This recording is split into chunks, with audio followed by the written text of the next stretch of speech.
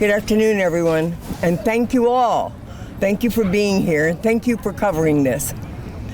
We're gathered today because we refuse to let the world turn its eyes away from helping Gaza and from what's happening in Gaza.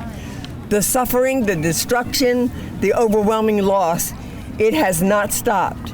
It has not lessened, but for too many, it has faded from view. That is why so many of us are here today to demand that our country do something about it. The stories leading up to this moment are painful. They are deeply personal, and not just for the people in Gaza, but for the many communities across the country who are connected to them. My constituents, our friends, our neighbors are living the unthinkable. Sami Shaban, a dedicated public servant in Franklin Township and a good friend of mine, has lost over 40 members of his family, his uncles, his nieces and nephews and cousins. A newborn baby who had never had a chance at life was killed alongside his mother in an Israeli air strike just a few days ago. Dr. Adam Hamawi, a former U.S. Army lieutenant colonel and combat trauma surgeon, has been to Gaza twice to provide life-saving medical care to those caught in this relentless bombardment. He has seen the devastation firsthand. He's risked his own life and lost dear friends and colleagues in the process. And he is planning on a third trip back there to continue the work. We ask God to go with him and to bless him. These are not distant tragedies. They are personal. They are real, and they are preventable. And they are made possible by the United States of America. We must stop fueling this war. The United States is not merely an observer in this tragedy. We are an active participant. We have supplied the weapons that have flattened neighborhoods, wiped out entire generations of families, and enabled Netanyahu's relentless assault. The United States has an obligation to identify a red line and hold our allies accountable when they behave in a way that threatens every person's right to peace and self-determination. We cannot claim to support a ceasefire while providing Minister Netanyahu the fire that has engulfed the Gaza. There must be an arms embargo. There must be an arms embargo. If we truly believe in human rights and the dignity of all people, we must stop arming the very forces that are carrying out these atrocities. Netanyahu has no intention of stopping this war on his own. That, in fact, he is using this war to serve his own interests, ahead of the interests of the Israeli people, and certainly not in the interests of peace. What is happening in Gaza is ethnic cleansing. It is genocide, and history will not judge those who carried it out, but those who enabled it. Netanyahu is not the only one pursuing power at the expense of human lives. We're also seeing that at home. Donald Trump and his administration are showing us exactly how they intend to wield power: by silencing dissent, by criminalizing opposition, and by attacking the very freedoms that define our country. That is why I must also speak a moment about Mahmoud Khalil, a legal permanent resident, a husband, a soon-to-be father, a man who was taken from his home in the middle of the night, not because he broke the law, but because he dared to speak out against U.S. foreign policy. This, ladies and gentlemen, is not democracy. It is something that we cannot ignore. The Trump administration has openly admitted that this is only the beginning and that Khalil's arrest was the first of many. That should terrify every single one of you, and me. It does.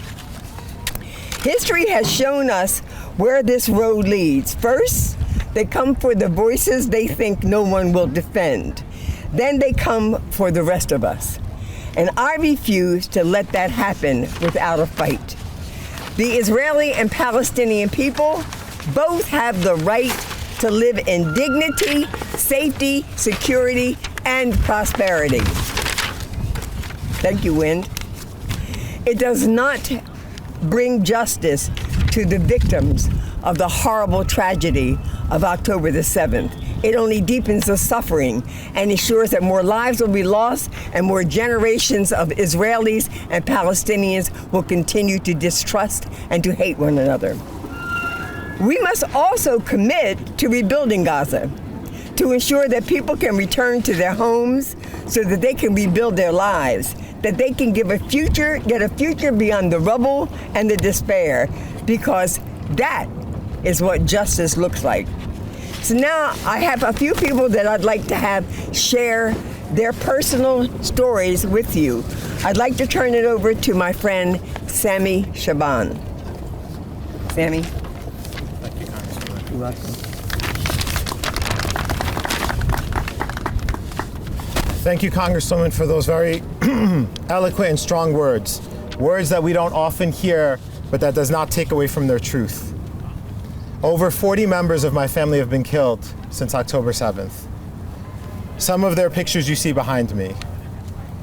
In November of 2023, my Uncle Muhammad and his wife, along with 4 generations, were blown up in one bomb. Their great-grandchild, Mazen, who wasn't even 2 years old, was blown up in that. My uncle did survive for another week with tremendous burns all over his body, only to then face his demise. 2 more were added to this horrific list this past week.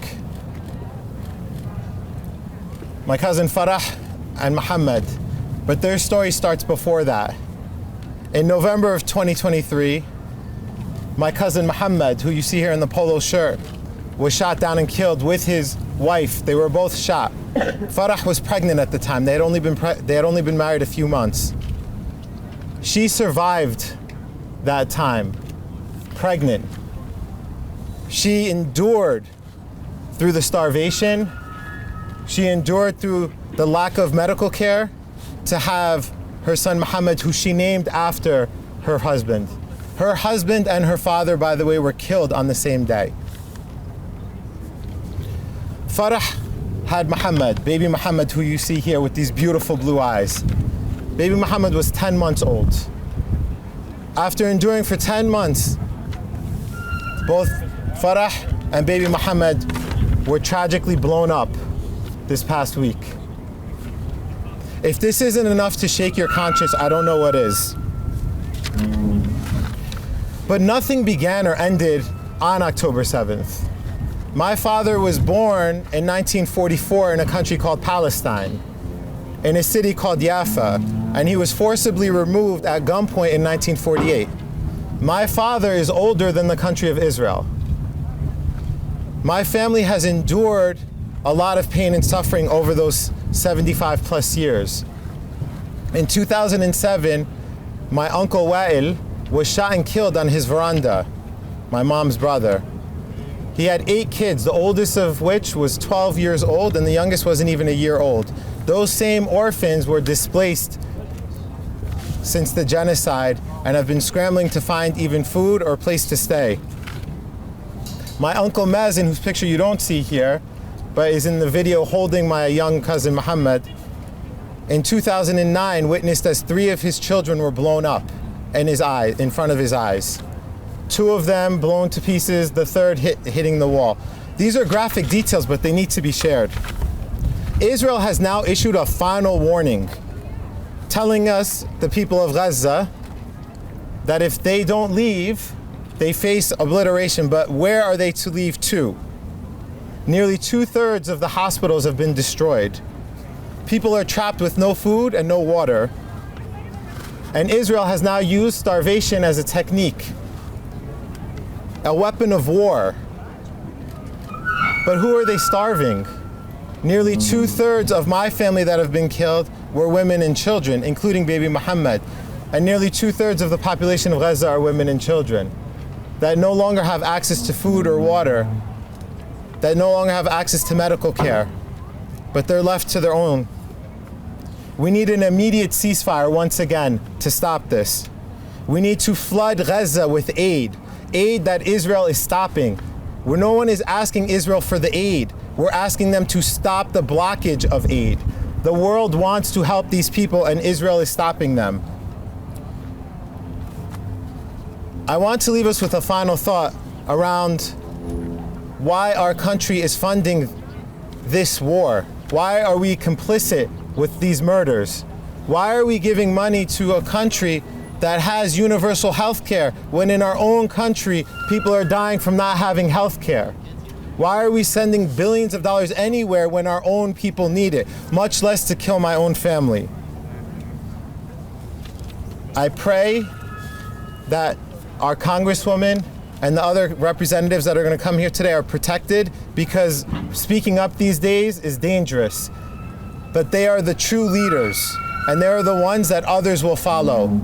They are brave enough to speak on behalf of my family members who are all dead here, over 40 of them, through our tax dollars. This war needs to stop now. We need to do something about it, and the people of America need to stand up. Thank you. Thank you, Sammy. I have lots of colleagues in Congress who share our pain and our concern here. We were able to shake loose a couple who are available to us right now. I'm going to hand it off to Ilhan Omar. Thank you, Representative Watson Coleman, for bringing us together. It's completely heartbreaking to hear Sammy's story, but we know that he is not the only one who has lost dozens and dozens of relatives. What we are seeing in Gaza is another heartbreaking, unconscionable escalation. Netanyahu has shuttered the ceasefire agreement, indiscriminately killing hundreds of people in Gaza and putting the lives of the remaining hostages at risk. This is after not allowing food, water, aid, or fuel into Gaza for 3 weeks. But it's sadly not surprising. We know Netanyahu has a reckless disregard for civilian lives. We know that Netanyahu has actively sabotaged hostage deals. And we know Netanyahu wants to continue committing war crimes with the full backing of the United States. Netanyahu and his government are now responsible for the murder of over 50,000 Palestinians in the last 16 months. He now has a plan for a ground invasion to fully occupy Gaza. How can we expect Netanyahu's government to stop the mass killings of civilians if we continue to supply the weapons used to carry it out? Palestinians have endured decades of occupation, displacement, apartheid, watching their dreams of self-determination and dignity grow more distant with every American-backed escalation. While our government has allowed the Israeli government to kill innocent civilians with impunity, it hurts our standing with the world with every passing day. How can we allow families to be massacred before our eyes while children beg for their lives? How can we allow hospitals, schools, refugee camps to be bombed? How can we allow aid workers to be massacred? How can we allow ethnic cleansing to continue? We have a moral responsibility to stop providing military aid to Netanyahu's war machine and campaign of terror. History will remember those that stood their ground and called for an end to the genocide and pushed for a permanent ceasefire and release of the remaining hostages. We must keep demanding an end to the violence through a permanent ceasefire that guarantees security, peace, and justice for Palestinians and Israelis alike. We must keep demanding an arms embargo. Untold numbers of people are counting on us right now. Next, I would like to introduce my dear friend and fellow Midwesterner, Representative Mark Buchan. Thank you, Ilhan, and thanks to Bonnie Watson-Coleman for putting this together. And Sammy, thanks for sharing your very personal story. Just this morning, I spent 45 minutes talking to one of the American-based NGOs that's doing humanitarian work in Gaza and in the West Bank. And, perhaps part of the problem has been, as we've described Gaza as an open-air prison, too many people think that it was a prison. It's a vibrant community of people, 2.3 million people living, but treated like a prison by who can come in and out by Israel largely, and to a lesser degree Egypt. But the reality is what's happened since October 7th of 2023 has completely devastated Gaza in every possible way. And with the ceasefire, we finally were at a point that we had 600 trucks a day coming back in, bringing food and water and medicine and tents and fuel and things that it needed to survive.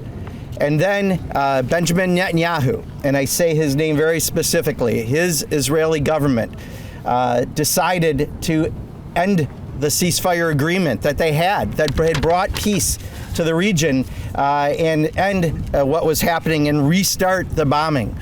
Now 50,000 people have been killed in Gaza. That's over 2% of the population of Gaza have been killed, and others that we will probably find bodies down the road. If you were to compare that to the war in Vietnam, over the number of years that occurred, there were about 55,000 Americans that were killed, just for perspective of the number killed in Gaza. 70% have been verified to be women and children who've been killed during this process.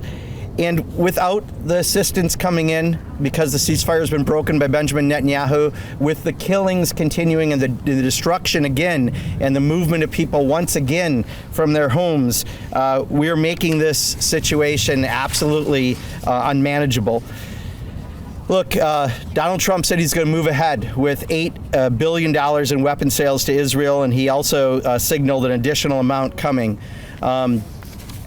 This is something that we used to get a lot of contacts in our office about.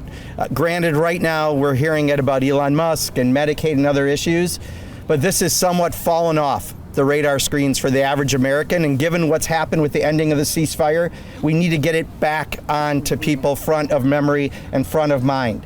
If the people lead, eventually the leaders will follow. You have a few leaders here, but we need more to speak out against what Benjamin Netanyahu is doing, and to speak against additional arms sales that are going to be used again indiscriminately against a population that has nowhere to go and is currently literally starving to death while Benjamin Netanyahu deals with domestic political issues in doing this. So my hope being here today is not just to support the great work of Bonnie Watson-Coleman, but to try to reinvigorate public interest in what's happening, because we have to. And if we do, we really can lead on this and make sure that we can put a real meaningful end to the war, and not just another ceasefire that Benjamin Netanyahu will break. And with that, I want to introduce the person who is the chair of the Congressional Progressive Caucus and an outspoken progressive in every job I know he's had, Greg Casar. Thank you, Congressman. Thank you, Congressman Watson-Coleman. I'm Greg Casar. I'm proud to represent the heart of Texas, and our hearts are with those of you here that have lost loved ones in this needless killing. 50,000 Palestinians have been killed so far, around 16,000 of them children. 16,000 children. After cutting Gazans off from food and from medicine for weeks, Prime Minister Netanyahu has broken a bilateral ceasefire that was saving lives. As a result of his horrific decisions, more innocent people are being killed every single day. Enough is enough. For the safety of innocent people in Gaza, for the safety of civilian Israelis that want the killing to stop, for the safety of people around the world who deserve a stable region, the United States must stop sending bombs to the Netanyahu government, and the ceasefire must be reinstated. Despite Donald Trump's promises to bring peace to the region, Trump has only added fuel to the fire. And Trump wants to send more bombs, paid for with American taxpayer dollars, to kill innocent people in Gaza. This Congress must stop sending Netanyahu weapons to continue his reign of destruction, which makes no one safe. And the American people, as Congressman Pocan just so clearly stated, need to be the ultimate check and balance on this government. The ceasefire, I want to state again, was saving both Israeli and Palestinian lives. The only way forward is to return to the ceasefire, to return remaining hostages, to rebuild Gaza. We must elevate this issue right now, in this moment. And people across the United States, we must do everything in our power to support peace, end bombings, and return to the ceasefire. Thank you, and I'm proud to thank you guys.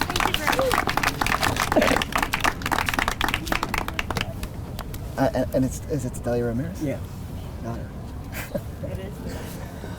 And now I'm going to pass the microphone over to someone who has really inspired me to continue standing strong on this issue and speaking out regardless of an issue, whether it's popular or unpopular, if it's just deeply the right thing. She has always been there, and that's Congresswoman Delia Ramirez of Chicago.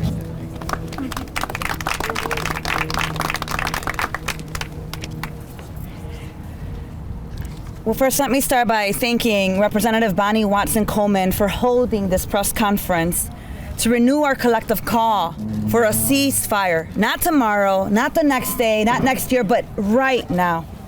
For those of you who don't know me, although I think Congressman Casar just mentioned, my name is Delia Catalina Ramirez, and I get the honor to represent the beautiful, diverse 3rd Congressional District that is made up the northwest side of Chicago and its northwestern suburbs.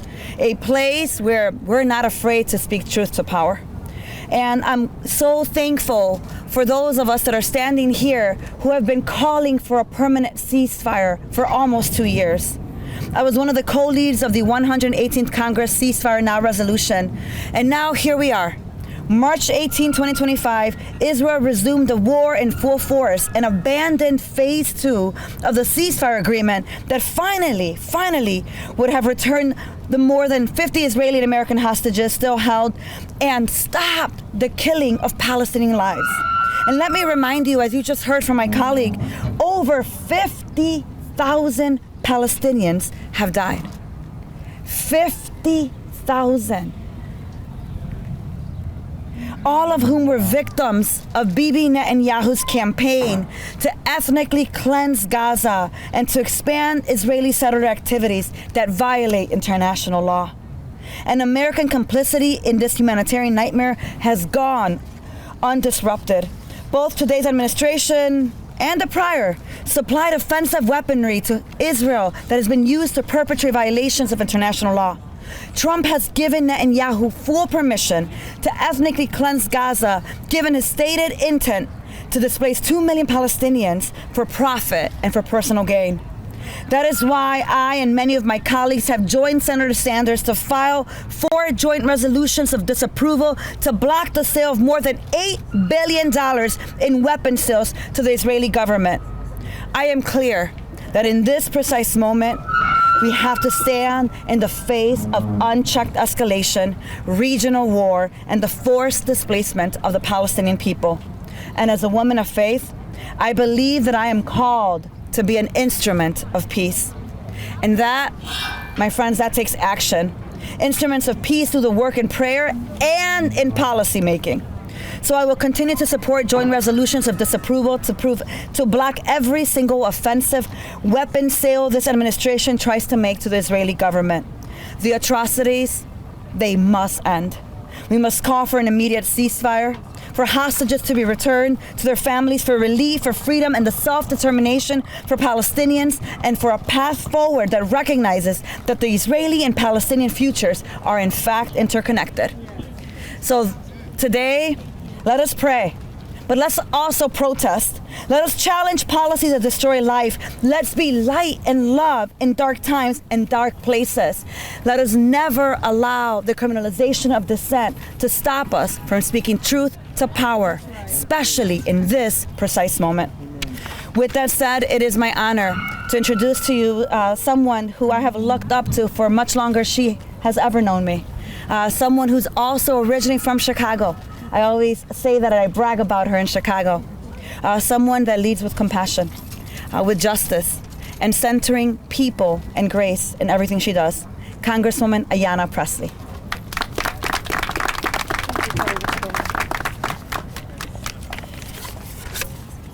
Well, indeed, Chicago is the city that raised me. Boston is the city that changed me. And this is the movement that carries me and uplifts me every day. Thank you to my mentor, Congresswoman Bonnie Watson Coleman, for your leadership, as always, on so many issues of deep consequence, for bringing us all together today. It is an honor to stand alongside my colleagues in government, my movement siblings, in the work of peace and justice. It's an honor to stand shoulder to shoulder with you, although it is certainly devastating and demoralizing that we have to continue to come together in this way. What we are witnessing in Gaza is devastating. The images we have seen the past week are gut-wrenching, and we cannot look away. I'm going to be descriptive because I think people are distancing themselves from the horrors here. That's why these pictures are so important, that we are centering the humanity. The limp bodies of babies and toddlers. The shrieks of fathers frantically holding their dead children. The cries of children, their small hands digging through rubble for their mothers. Starvation, dehydration, genocide. The suffering is unimaginable. For nearly 2 months, a ceasefire negotiated by the Biden-Harris administration was in place, and its impact was clear. It saved lives. It reunited hostages with their families. It gave families from Gaza, Israel, and the U.S. a moment of desperately needed relief. But now, after weeks of cutting off food, water, and fuel, the Israeli government has resumed its bombing campaign, killing over 500 Palestinians in a single night. As I was making my way here today, some peace activists thanked me and my colleagues for our courage. And I rejected the compliment because I still don't understand what is so courageous about saying that Palestinian lives matter. The death toll now has surpassed 50,000, and the IDF is reportedly considering a major ground invasion with an aim to occupy the territory and establish control over Palestinians living there. Over 15,000 children have been killed. Indeed, every life is a universe. This is unconscionable and unacceptable. And let's be clear, Donald Trump's dangerous rhetoric has only fueled this violence. He has openly advocated for the ethnic cleansing and permanent displacement of Palestinians and talked about turning Gaza into a U.S.-controlled real estate project. This is not diplomacy. This is a genocide, and the United States is complicit. The January ceasefire agreement was not perfect. However, it was proof that diplomacy works. It was proof that de-escalation saves lives. We must return to that agreement immediately. The United States must stop funding this genocide, halt all offensive weapons to the Israeli military, and use every diplomatic tool at our disposal to bring parties back to the table. We are one human family, and our destinies are truly tied: Israeli, Palestinian, and American. A just and lasting peace is long overdue. The killing must stop. The suffering must end. and we must demand it now.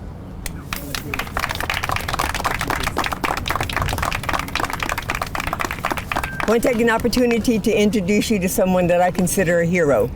So while we bemoan the situation here in the United States of America, about the United States of America and what is happening in Gaza and what Netanyahu is doing in his own interests, we have among us an individual that literally takes his body to Gaza to bring health care, to work in the hospitals. In fact, the hospital that he stayed in and worked in was blown up just a few days ago. I call him Dr. H.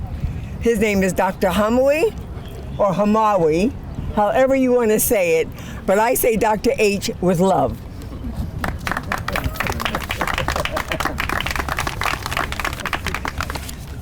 Thank you very much, Congresswoman Bonnie Watson Coleman and other fellow members of Congress. It is your courage and bravery to come up and stand and speak the truth is what we need more of in our government.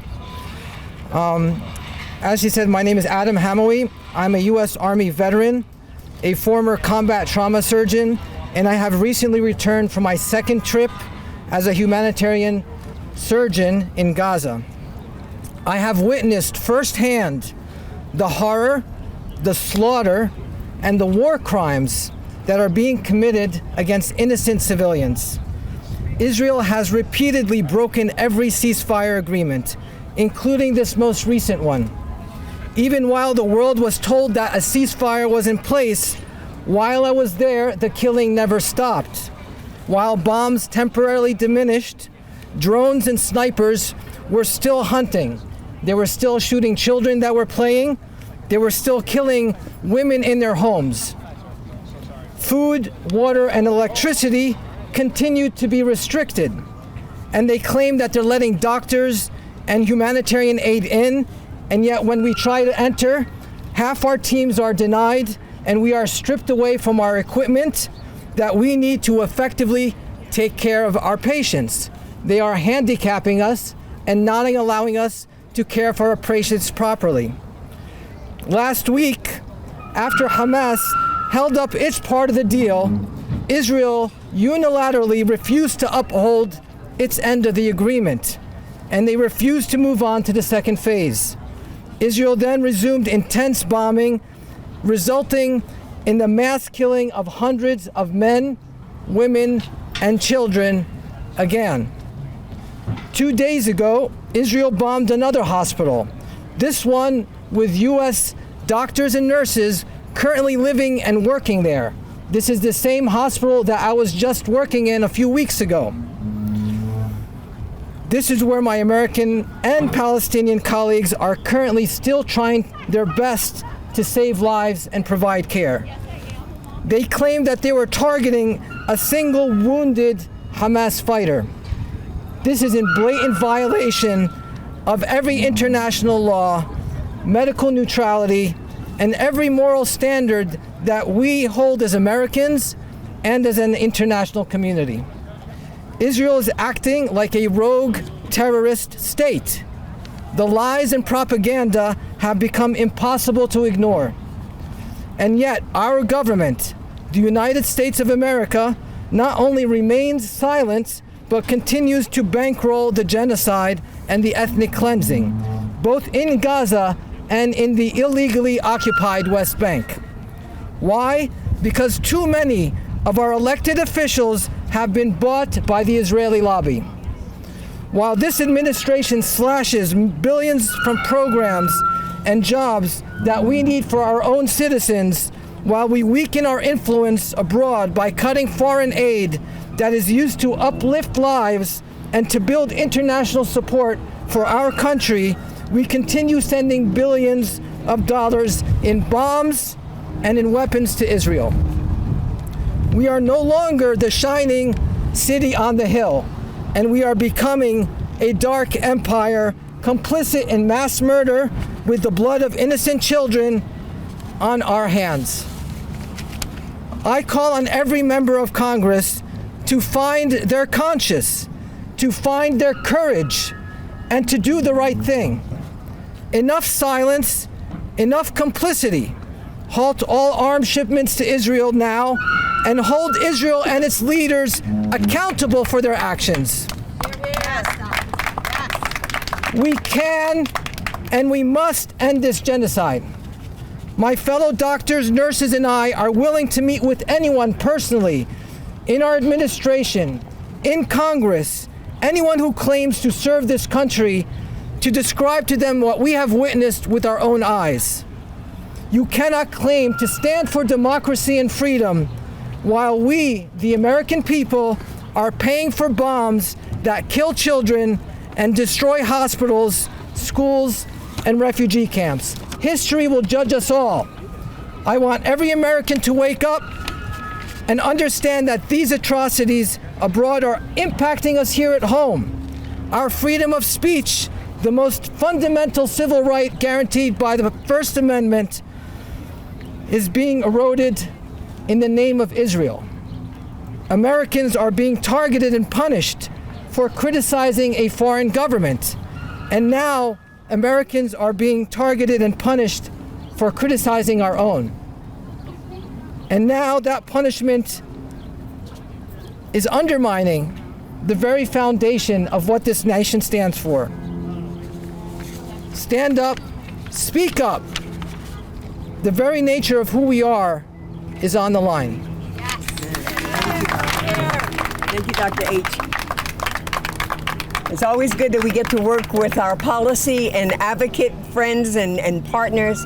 And so representing New Jersey, CAIR is Saladin Maksud. Yes. Thank you so much. Thank you so much. Assalamu alaikum wa rahmatullahi wa barakatuh. In the name of God, the most gracious, the most merciful. Thank you, Congressman Watson Coleman, for your leadership and for convening us here in this urgent moment, for convening this press conference. I stand here today alongside our leaders of consciousness to say what should be obvious. The ongoing massacre in Gaza must end. The United States has the power and the moral responsibility to stop this. Yet instead of demanding an immediate and permanent ceasefire, our government continues to send weapons while shielding Benjamin Netanyahu and the Israeli government from accountability as it commits what experts around the world have described as genocide. To the Palestinian community back home in New Jersey, one of the largest in our nation, to Sami Shaban, who has lost 40 members of his family, to Imam Dr. Mohammed Katanani of Patterson, New Jersey, who has lost 15 members of his family, I say we grieve with you. We stand with you, and we will not stop demanding justice. In New Jersey, our CAIR office has worked tirelessly with our allies, aggressively urging our elected leaders to do what is right, and we will not stop. Today, we call on Congress to act swiftly, to end military aid to Israel, to support an immediate, lasting ceasefire and the release of all hostages and political prisoners. Push for full accountability for the war crimes being committed against the indigenous Palestinian people. Anything less is complicity. Justice delayed is justice denied. The time to act is now. In these last few days of Ramadan, we pray that God restores peace and justice to the region. Thank you. Assalamu alaikum. Thank you for the opportunity to bring this before you. If there are any questions, we'd be able to take them for about 3 minutes. One thing I want to leave with you is that you've heard a solidarity in our request that the United States of America cease to support Netanyahu with tools, with encouragement, and with weapons. And immediately, so that we can restore peace, harmony, security, and prosperity to all of those who are being negatively impacted. So thank you all for being here. Please elevate this horrible, horrific situation to the front of your platforms, your newspapers, your blogs, your whatever. This has got to stop. Enough is enough is enough. Thank you. Thank you. Thank you.